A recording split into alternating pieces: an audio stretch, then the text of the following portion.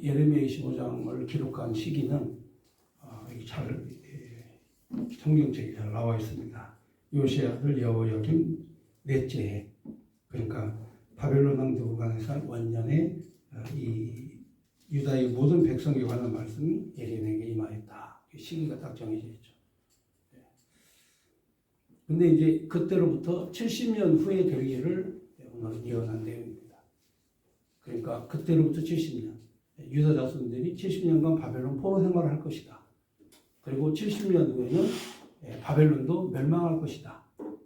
그리고 그 다음에는 바벨론을 점령한 여러분이 잘 아는 페르시아의 고레스 왕이 모든 세계를 다 점령할 것이다. 그리고 그 진노 아래 피할 수 없을 것이다.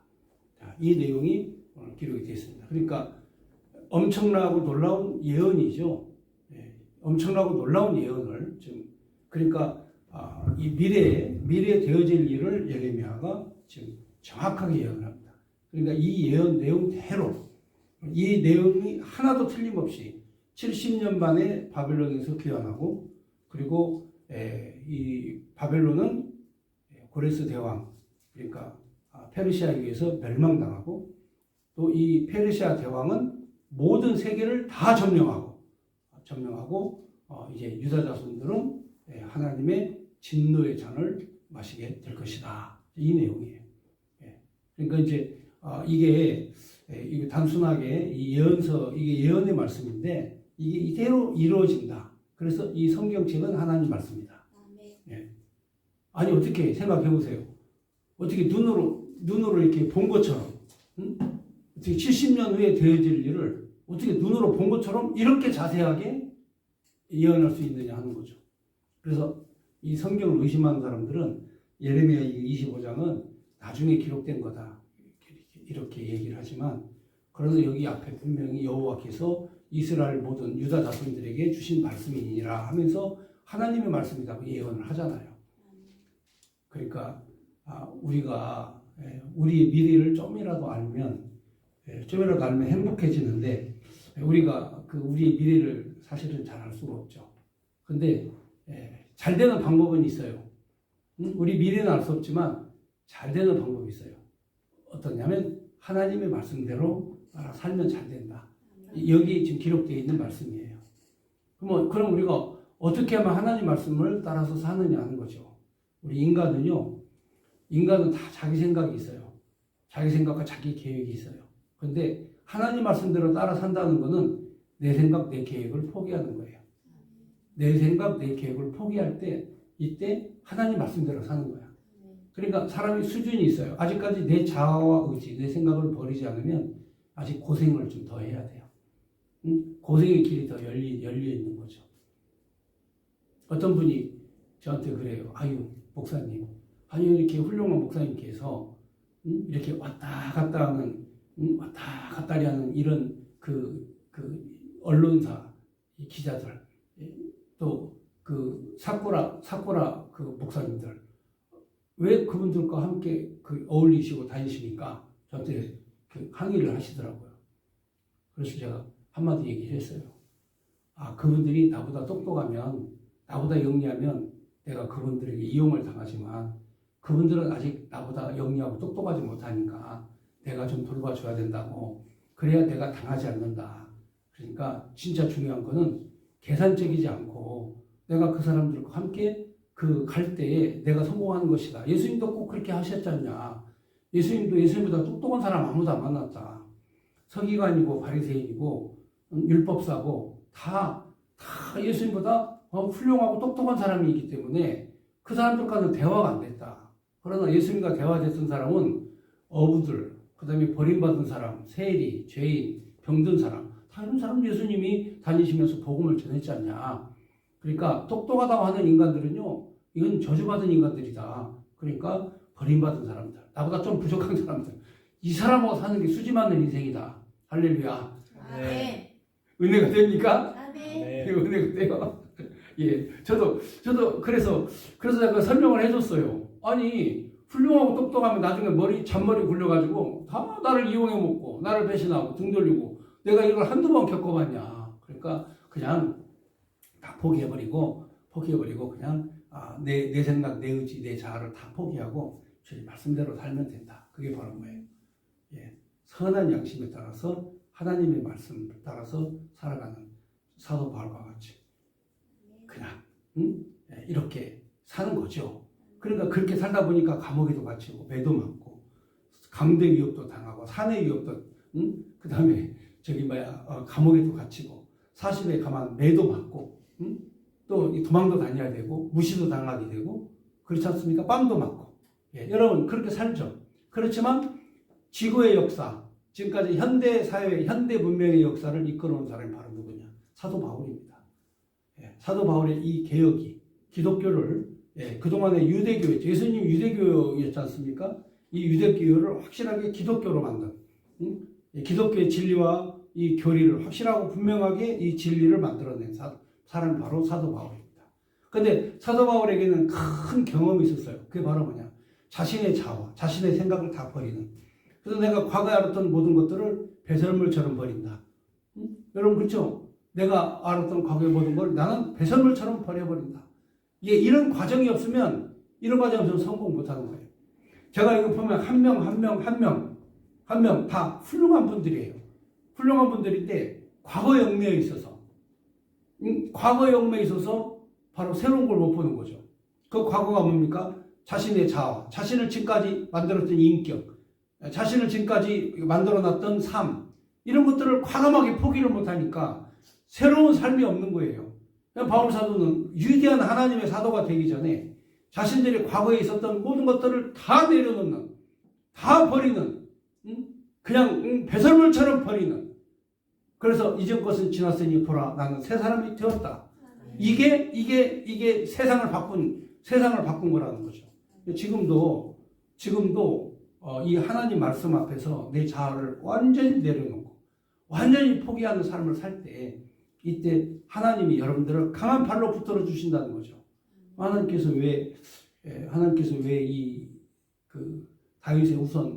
다윗의 자손들을 처참하게 이렇게 버리시는가? 왜 그럴까요?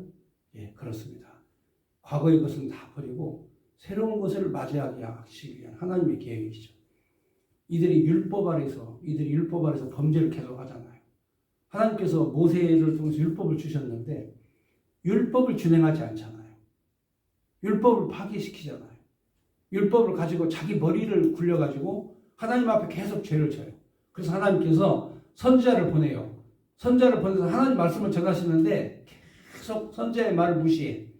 그렇다면 이제는 하나님께서 새로운 복음, 새로운 복음과 진리, 바로 그리스도 예수를 통한 새로운 진리를 저들에게 깨달아 알게 하시려고 메시아를 보내시려고 하나님께서 작업을 하시는 거죠.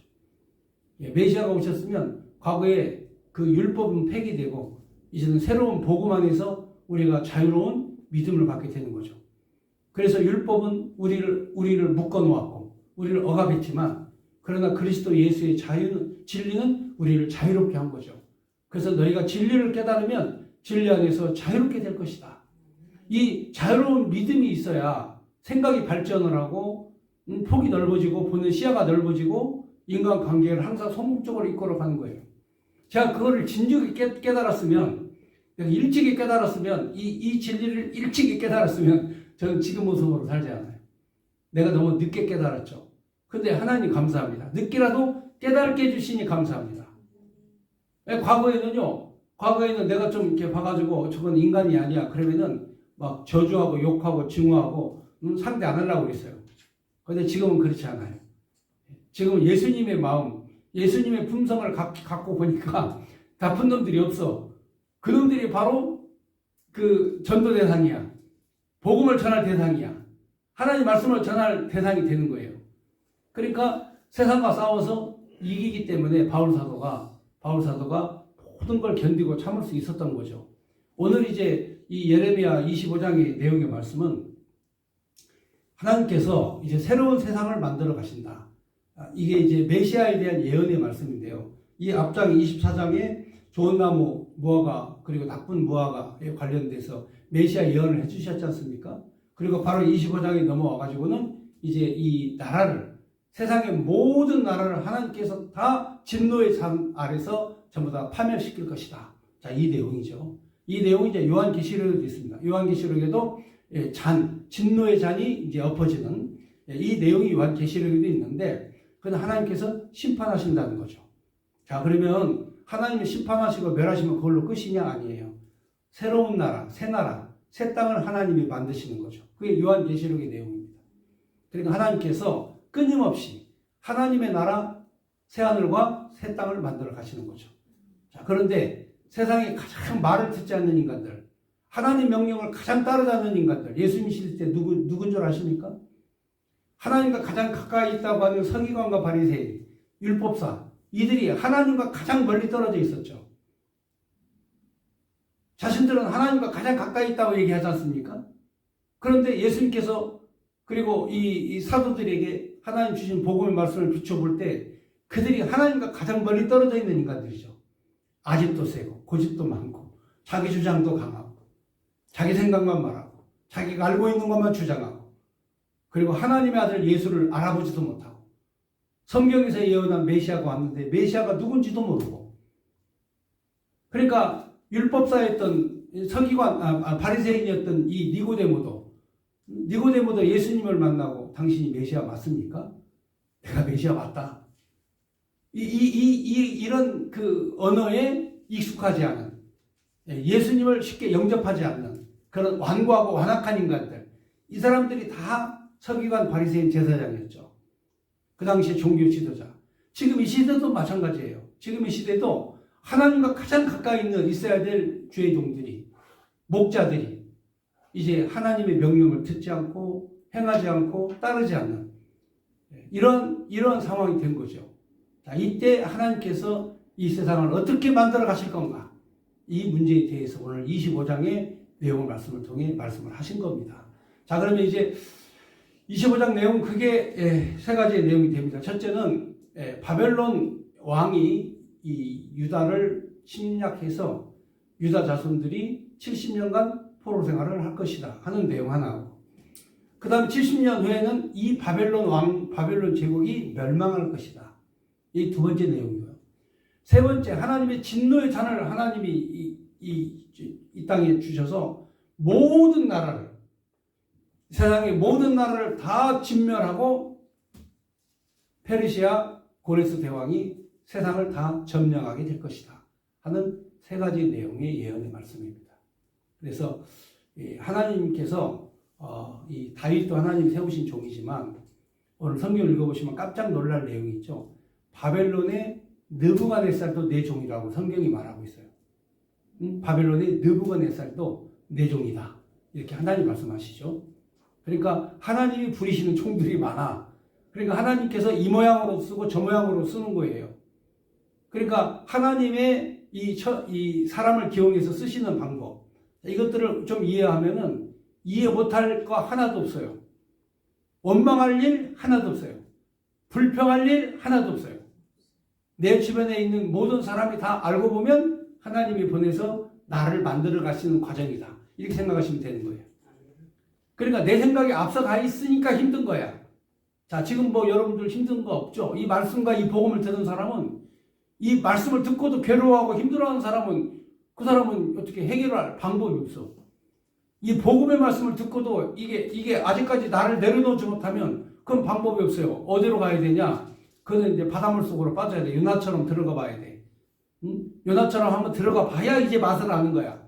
그러니까 바닷물 들어가기 전에, 요나처럼 빠지기 전에, 풍랑 만나기 전에 빨리 깨달으면 끝나는 거예요. 자, 그러면 25장 1절 보겠습니다.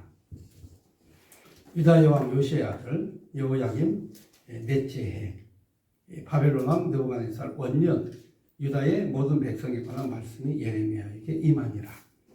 선지자 예레미야가 모든 유다 백성과 예루살렘의 모든 주민에게 말하여 이르되, 유다의 왕 아몬의 아들 요시야 왕 13째 해부터 오늘까지 23년 동안 여호와의 말씀이 내게 임하기로 내가 너희에게 꾸준히 일렀으나 너희가 순종하지 아니하였느니라.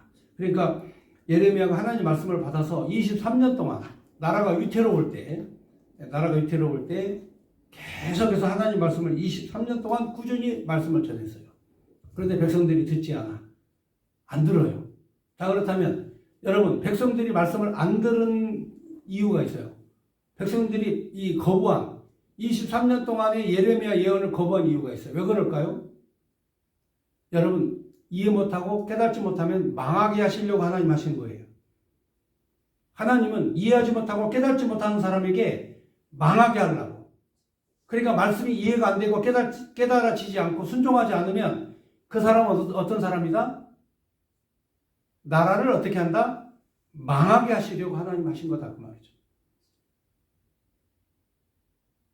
그러나 말씀이 깨달아지면 하나님이 그 사람을 어떻게 하신다? 살리시려고 하시는 것이다. 그러니까 말씀이 안 깨달아지면 이건 망하는 거예요. 순종하지 않으면 이건 망하는 거라는 거죠. 그러니까 망할 사람에게는 23년 동안 예레미야가 직접 예언을 해도 이해를 못해. 깨닫지 못해. 순종하지 못해. 예레미야가 지금 오늘 이 시대에 살아와가지고 말씀을 외쳐도 우리 성도들이 깨닫지 못하고 이해하지 못하고 순종하지 못하면 한국 교회는 망하라고 하나님 하시는 거예요. 망하라고. 그러니까 말씀이 깨달아지지 않으면 망한다는 거죠. 그러니까 우리가 왜 망하느냐? 그렇지 않습니까? 내 백성이 뭐가 없어서 망한다고요? 응? 선지자들이 얘기하지 않습니까? 내 백성이 뭐 때문에 망해요? 하나님 말씀이 없어서 망한다고 그러지 않습니까? 그러니까 말씀이 없으면 망하게 되어 있어요. 그러니까 23년 동안이나 외쳐도 듣지도 않고 순종하지 않고 그래서 나라가 망하는 것이다. 자, 이게 성경의 진리예요. 여러분, 하나님의 예언이 예레미야에게 임해서 직접 예레미야가 말씀했는데도 이 백성들은 거기에 순종하지 아니하였다. 그러므로 4절에 여호와께서 그의 모든 종 선지자를 내게 끊임없이 보내셨으나 너희가 순종하지 아니하였으며 귀를 기울여 듣지도 아니하였도다. 그가 이르시기를 너희는 각자의 악한 길과 악행을 버리고 돌아오라. 그러면 나 여호와가 너희와 너희 조상에게 영원부터 영원까지 준 그 땅에서 살리라. 그러니까 말씀으로 돌아오면 영원부터 영원까지 그 땅에서 하나님의 언약한 땅에서 산다. 그런데 그들은 하나님의 말씀을 듣지 아니했다는 거죠. 그러면서 6절에 너희는 다른 신을 따라다니며 섬기거나 경배하지 말며 너희 손으로 만든 것으로서 나의 노여움을 일으키지 말라. 그러면 내가 너희를 해하지 아니하리라 하셨으나 너희가 내 말을 순종하지 아니하였고 너희 손으로 만든 것으로서 나의 노여움을 일으켜 스스로 해하였느니라. 여호와의 말씀이니라. 그러므로 만군의 여호와께서 이와 같이 말씀하시니라. 너희가 내 말을 듣지 아니하였느니라. 보라, 내가 북쪽의 모든 종족과 내 종 바벨론의 왕 느부갓네살을 불러다가 여기 이제 나와 있죠. 내 종 누구? 바벨론 느부갓네살. 그러니까 바벨론 느부갓네살이 바로 하나님의 종으로 부름을 받아서 유다를 침공해라. 유다를 점령해라. 하나님의 명령에 따라서 온 거예요. 그러니까 세상의 왕, 만왕의 왕들은 다 누가 조정하셔? 하나님이 조정하신다. 이게 신본주의예요.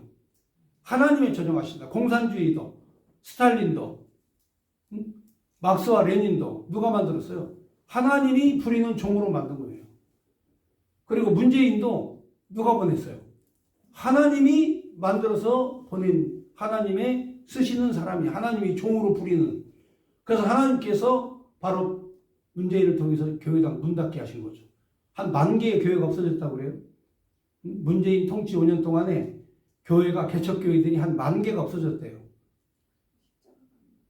그리고 이 십자가도 안 보이고 교회 간판도 잘 안 보이고 찬송가도 길거리에 울려 퍼지지도 않고 5년 내내 성탄절날 캐롤도 못 들게 했잖아요. 성탄 트리도 못 만들게 했죠. 교회가 이렇게 주의 종들이 어두워져 목숨과 생명을 내어놓고 예배를 지키겠다고 한 사람은 비난을 하고 그리고 우리 교회가 잘못했다고 대통령에게 국민에게 사과하는 이런 교회 엉터리 지도자들도 있고 교회 예배 드리겠다고 하면서 핍박을 받아서 감옥에 가고 경찰에 체포되고 이런 상황이 있는데도 싹군 목자들은 청와대에 가가지고 우리가 잘못했습니다. 용서해 주십시오 하면서 가서 그러고 이게 이런 상황이 되면 교회 어떻게 되는 거예요? 교회 망하는 징조 아닙니까? 그래서 바로 이렇게 그 청종하거나 듣지 않거나 순종하지 아니하면 하나님의 종 바벨론 왕 느부갓네살을 불러다가 이 땅과 그 주민과 사방의 모든 나라를 쳐서 진멸하여 그들을 놀램과 비웃음거리가 되게 하며 땅으로 영원한 폐허가 되게 할 것이라 여호와의 말씀이니라. 이렇게 하나님께서 그 청종치 아니야 하나님 말씀을 떠난 자들을 진노하시겠다. 그러면서 10절에 내가 그들 중에 기뻐하는 소리와 즐거워하는 소리와 신랑의 소리와 신부의 소리와 맷돌 소리와 등불 빛이 끊어지게 하니 이 모든 땅이 황폐하게 되어 폐허가 되어 놀랄 일이 될 것이며 이 민족들은 70년 동안 바벨론 왕을 섬기리라. 그러니까 하나님께서 바벨론 포로 생활을 너희는 70년 해라 이거죠. 갔다 와라. 깨닫지 못하고 알지 못하면 하나님께서 70년간 바벨론 포로를 통해서 하나님 여호와가 살아계심을 너희에게 보여주시겠다. 자, 그 다음 12절부터는 이제 70년 바벨론 포로 생활 동안에 어떻게 해야 될 것인가, 포로 생활 중에 너희는 어떻게 해야 되는가에 대한 설명입니다.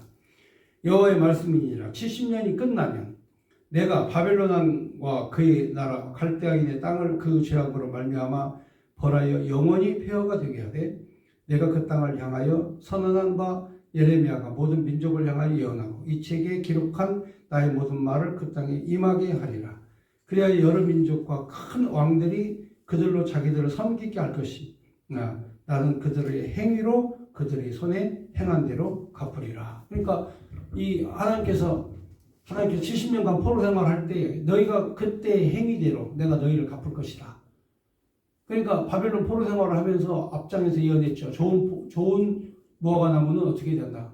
좋은 무화과 나무는 회개하고 깨닫고 그리고 하나님을 섬기게 할 것이다 그랬죠. 나쁜 무화과는 어떻게 한다고 했어요? 24장에 다 버림받고 전부 다 심판을 받게 할 것이다 그랬죠. 그러니까 바벨론으로 포로로 끌려간 사람들은 하나님 앞으로 하나님께서 그들을 포로로 끌려가게 할 때에는 깨닫게 하시려고 끌려가게 하시는 거예요. 그러니까 바벨론 포로로 끌려갔다고 진노와 멸망 아래 있는 게 아니라니까요. 가끔가다 보면 사람들이 웃긴 사람이 있어요. 실패해가지고 사업이 실패해가지고 막 낭망해가지고 막 자기 식구들 애새끼들까지 다 데리고 막 차에다 태워가지고 막 바다로 막 뛰어서 죽지를 않나. 그 다음에 애새끼들을 다 목졸라 죽여놓고 자기도 막 자살하잖아. 아니 죽으려면 저 혼자 죽지. 실패하면 저 혼자 실패한 것이지 왜 식구들을 어린 새끼들까지 다 죽이고 그러고 가냐고 말이에요. 실패한 사람은 실패만 봐. 그러나 우리 기독교인들은 그렇지 않아요. 기독교인들은 실패했어도 하나님께서 나를 향하신 계획이 있으시다. 70년간 내가 바벨론 포로로 끌려가도 하나님께서 나에게 희망이 있게 하신다. 나로 하여금 깨닫게 하신다. 가르치신다. 그게 바로 예레미야 예언서 아닙니까? 너희가 바벨론 포로로 끌려가도 하나님 앞에 복종하고 하나님을 섬기면 다시 돌아오게 하겠다 이거죠. 이게 하나님 말씀이에요. 그러니까 여러분 에스겔서를 잘 읽어보시면 에스겔서의 마른 뼈들을 하나님께서 군대로 만드시지 않습니까? 마른 뼈를 군대로 하나님 만드셔요. 그러니까 에스겔은 선지자로서 제사장으로서 바로 이 포로로 끌려가죠. 예레미야는 이제 포로로 끌려가지 않아요. 예레미야는 포로로 끌려가지 않고 예레미야는 이제 이 유다 땅에 남아있는 선지자죠. 에스겔은 제사장이었어요. 그래서 포로로 끌려갑니다. 포로로 끌려갔는데 예레미야가 하나님께 예언을 받고 계시를 받고 마른 뼈들이 군대가 되는 그런 환상을 보지 않습니까? 그래서 마른 뼈들을 연합해서 연결해서 바로 하나님의 군대로 만들죠. 그러니까 에스겔이 바로 그 역할을 한 거예요. 다른 민족들은요 포로로 끌려가지 않습니까? 다른 민족들은 포로로 끌려가면 그냥 그 언어도 잊어버리고 풍습도 잊어버리고 그리고 그 노예로서 그냥 그 땅에서 살면서 그 민족이 없어져 버리는데 아니 유대인들은 말이죠. 지들끼리 모여가지고 속닥속닥 하고 말이죠. 그리고 지들끼리 모여가지고 꼭 토요일마다 모여가지고 토요일에 모여가지고 막 암송도 하고 막 성경을 읽고 기도도 하고 그리고 또 결혼을 해도 꼭 지들끼리만 해. 다른 애들하고는 안 해. 그러니까 이게 70년 포로 생활 동안에 이 바벨론 포로 생활 동안에 이 믿음이 생긴 거예요. 그래서 유대인들이 똘똘 뭉쳐서 결속을 한 거예요. 왜냐하면 이 성경의 이 예언의 말씀 예레미야 24장의 좋은 무화과는 하나님께서 그들을 지키고 보호해 주시고 다시 돌이켜서 돌아오게 하시겠다고 예언을 하셨지 않습니까? 그러니까 포로로 끌려갔을 때 그들은 하나님을 더 열심히 섬기는 거예요. 말씀을 더 열심히 배워. 에스겔의 말씀을 열심히 연구해. 그래서 하나님께서 진짜 그 무너진 예루살렘 성전보다 더 호화롭고 아름다운 성전을 하나님이 보여주셔. 그래서 민족들에게 꿈과 희망을 심어줘. 70년 동안에 이 에스겔 선지자가 가리킨 교훈의 말씀이 그들에게 힘이 되는 거야.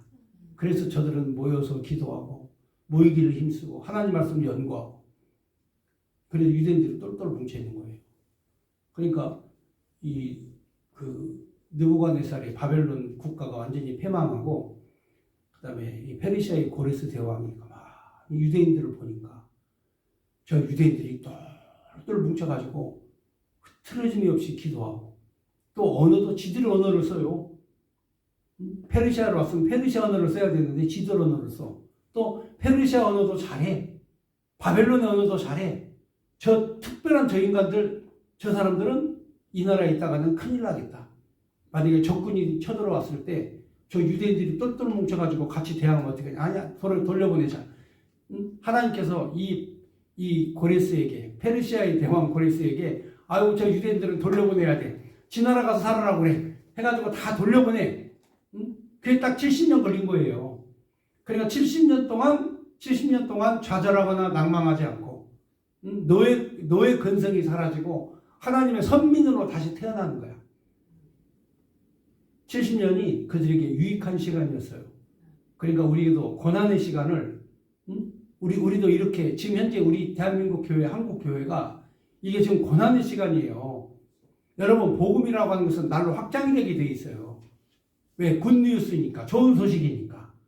그런데 싹군 목자들에 의해서 한국 교회가 완전히 황폐하게 되었다 이거죠. 완전히 황폐하게 된 거예요. 그러니까 하나님께서 다시 이 교회를 살리시기 위해서 바벨론 포로 70년 동안의 세월처럼 하나님께서 감추어 두었던 에스겔과 같은 선지자를 통해 백성을 가르치고 교육시키고 하나님께서 다시금 포로에서 귀환하는 동안 포로에서 다시 귀환할 때 눈물을 흘리며 씨를 뿌리는 자는 기쁨으로 돌아오리로다 하면서 찬송 부르면서 다시 유다로 돌아오게 하신다는 거죠. 이게 하나님의 복음의 말씀이에요.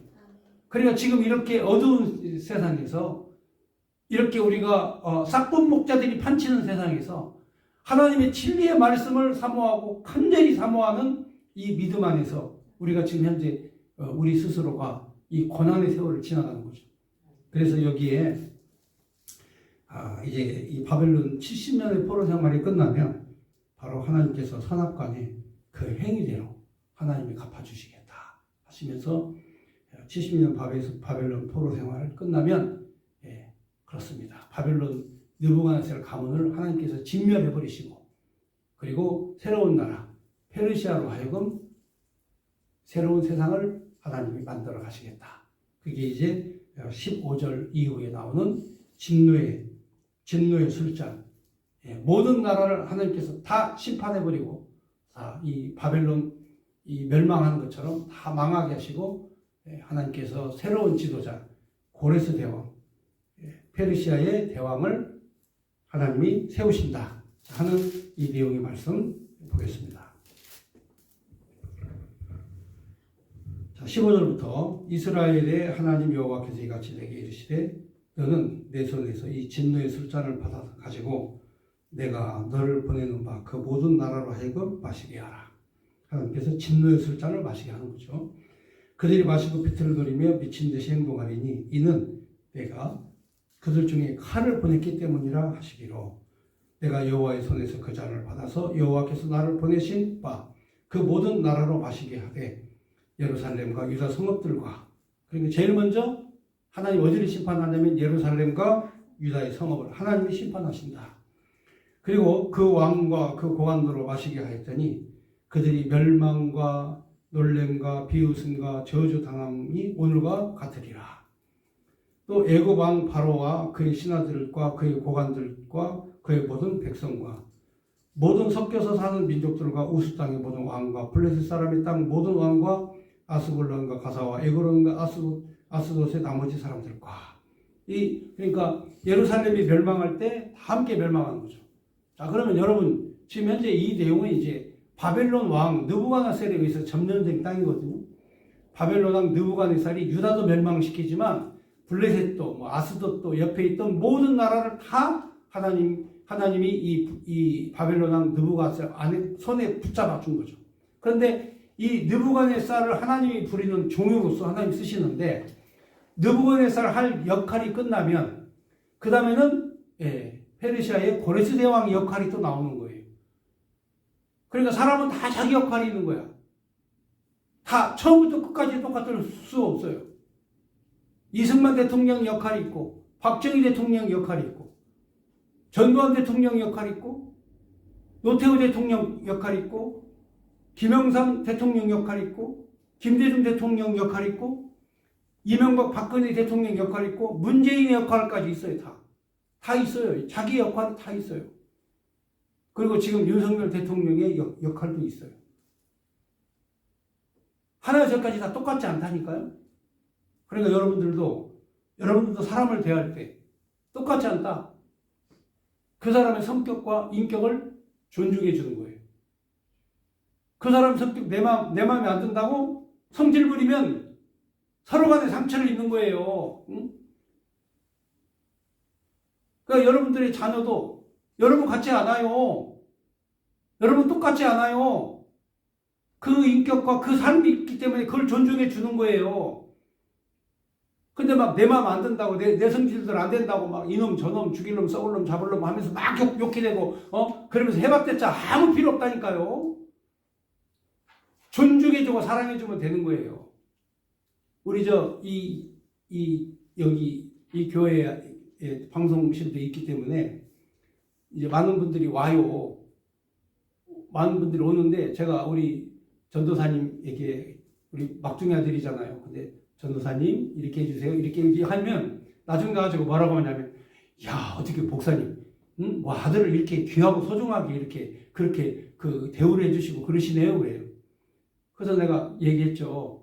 아니 나중에 10년, 20년, 30년 되면 저분이 나를 지켜주고 보호해주고 내 보호자가 될 뿐인데 내가 저분을 존중해 주지 않으면 저분이 나 나중에 멸시하고 무시하고 천대하면 나 어떻게 하라고 그러냐고. 그러니까 나는 지금부터 전략적으로 내가 우리 아드님에게 한다. 그러나 진짜 중요한 건 하나님의 종이다.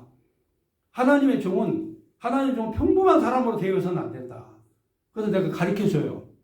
그 사람들이 두 가지를 배우고 갔네. 두 가지를. 존중이라고 하는 게 뭔가. 내 자식이라고 내 소유물이 아니다. 예? 내 남편이라고 내 소유물이 아니에요. 그러니까 그냥 그 사람 그대로 두고 봐주는 거예요. 그러니까 여기 뭐 좀 보세요. 교회 안에 좀 모난 권사님들도 있고 모난 집사님들도 있고 아주 그냥 그 장롱도 있죠. 장롱. 아주 그냥 그 장로 있잖아요. 장로. 객기 부리고 그 갑질하고 그다음에 또 꼰대도 부리고 막 별성짓 하는 사람 있죠. 그대로 그 사람 성질을 그대로 다 인정해 줘가면서 하나씩 다듬어서 가르쳐야 되는 거예요. 그러니까 이 돌멩이들을 갖다가 글씨를 쓰려면 비석처럼 정성도 들여야 되고 잘 다듬어서 이쁘게 만들려면 더 힘든 거예요. 그러니까 있는 모습 모양 그대로 하나님이 쓰시지 않습니까? 베드로는 베드로 모양대로 쓰고, 그렇죠? 가룟 유다는 가룟 유다의 모양대로 쓰고. 그런데 왜 내 성질대로 내 모양대로 내 기준대로 꼭 그게 봐줘야 되냐고 말이에요. 그러니까 여기에 보면 하나님께서 제목대로 쓰시는데 이 나라를 하나님께서 멸하시고 진노의 잔을 마시게 할 때 바벨론 느부갓네살을 하나님 종으로 불러가지고 쓰시고 그 다음에 페르시아의 고레스 대왕을 불러가지고 해방시켜 주셔서 너희 나라 가서 성전도 짓고 너희 나라를 가서 세워라 하면서 포로로 잡아온 유다 민족들을 다 돌려보내잖아 하나님께서. 그러니까 너희는 70년간 바벨론 포로 생활을 해라. 알고 보니까 바벨론 포로 생활이 은혜야. 깨닫기 전에는 힘들었어. 근데 알고 보니까 하나님의 은혜를 찬양하고 감사함으로 유다 자손들이 다시 고토를 회복하고 돌아오는 이 내용의 스토리가 바로 이 세계의 역사야. 세계의 역사.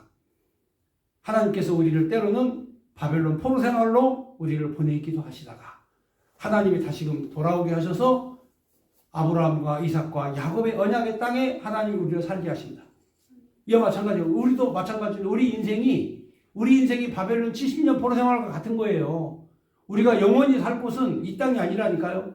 영원하신 하나님의 나라, 그리스도 예수가 왕노릇하는 하나님 영광의 보좌가 있는, 그리고 영원 세세토록 찬송과 영광이 가득한 그 새하늘과 새 땅이 우리가 살아야 될 땅이다 하는 복음적 내용을 하나씩 설명해 주는 그런 내용이다 그 말이에요. 그러니까 바로 이 진노의 잔, 이 진노의 대적, 진노의 잔이 엎어질 때, 진노의 잔이 갈 때 다 나라가 망한다. 그래서 여기 그 나머지 쭉 29절까지 하나님께서 다 나라를 멸하시는 내용이고요. 30절. 그러므로 너는 그들에게 이 모든 말로 예언하여 이르기를 여호와께서 높은 데서 표효하시고 그 거룩한 처소에서 소리를 내시며 그의 초장을 향하여 크게 부르시고 세상 모든 주민에 대하여 포도팥 가는 자같이 흥겹게 노래하시리라. 요란한 소리가 땅 끝까지 이름은 여호와께서 뭇 민족과 다투시며 모든 육체를 심판하시며